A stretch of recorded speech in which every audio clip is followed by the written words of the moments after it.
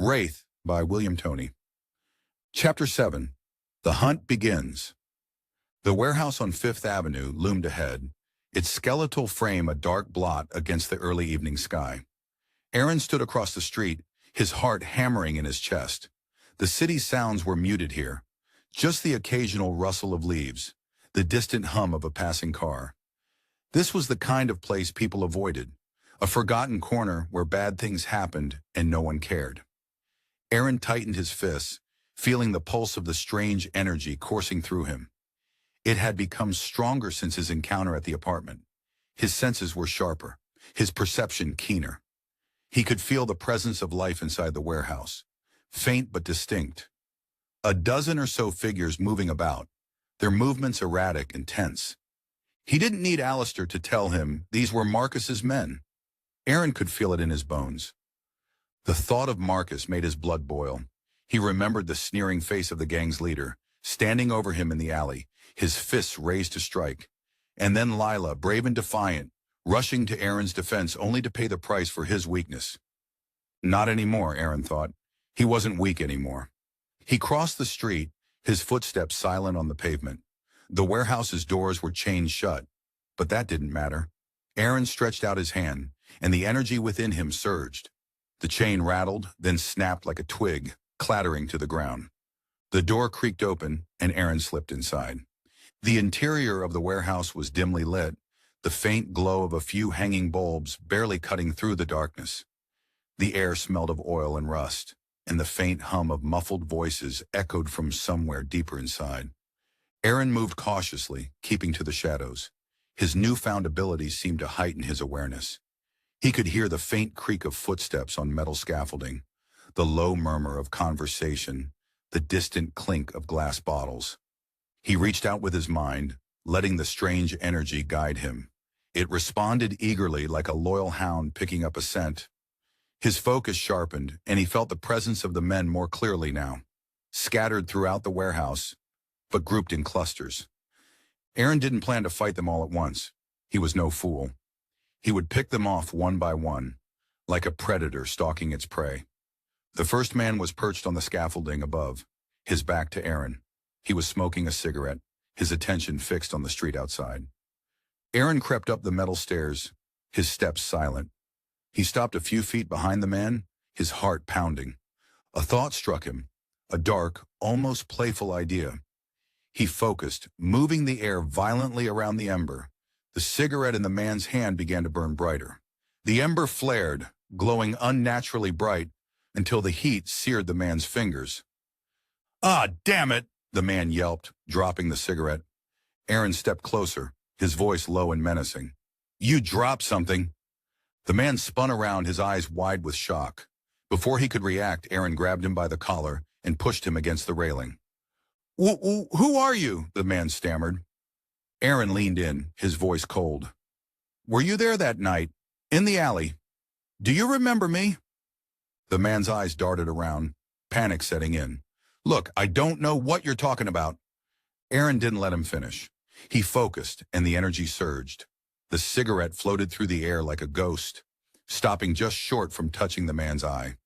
Aaron, gritting his teeth, the ember glowed white hot. "I'm only going to ask once," Aaron said. "Where is Marcus?" The man gulped, his bravado crumbling. I don't know. None of us do. He moves around a lot. Keeps us guessing. He's paranoid." Aaron tightened his grip, his anger boiling over.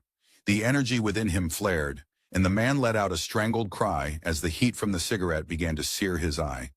Okay, Cliff. Cliff would know," the man gasped. "He's got a hideout near the docks. That's where he goes when he wants to lay low." Aaron released him, and the man collapsed to the floor, gasping for air while holding his singed eye. "Run," Aaron said, his voice like ice, "and tell your friends what's coming for them." The man didn't need to be told twice.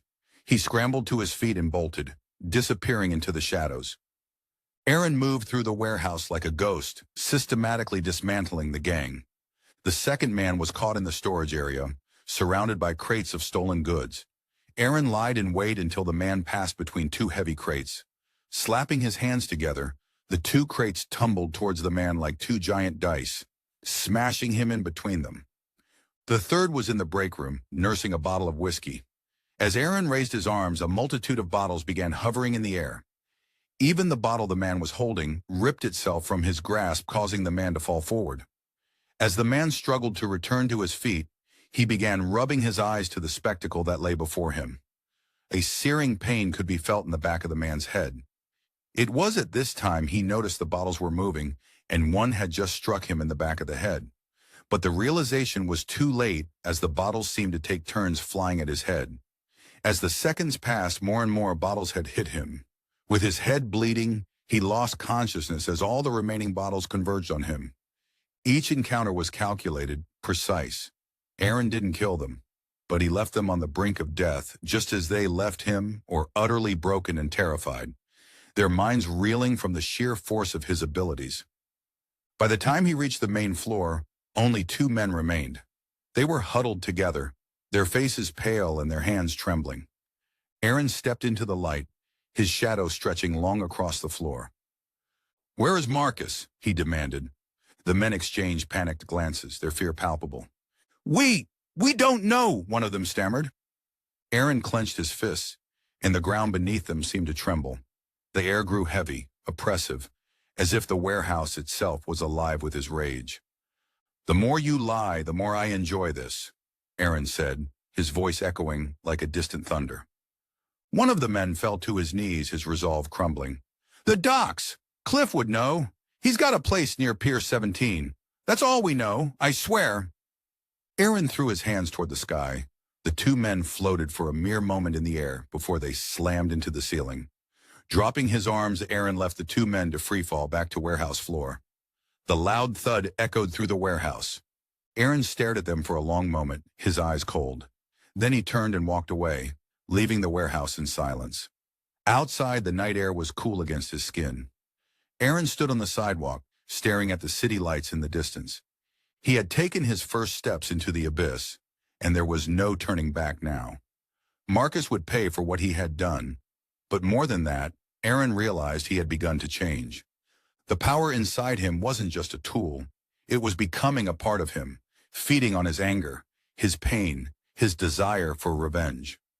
For the first time, Aaron wondered if he could control it, or if it would end up controlling him.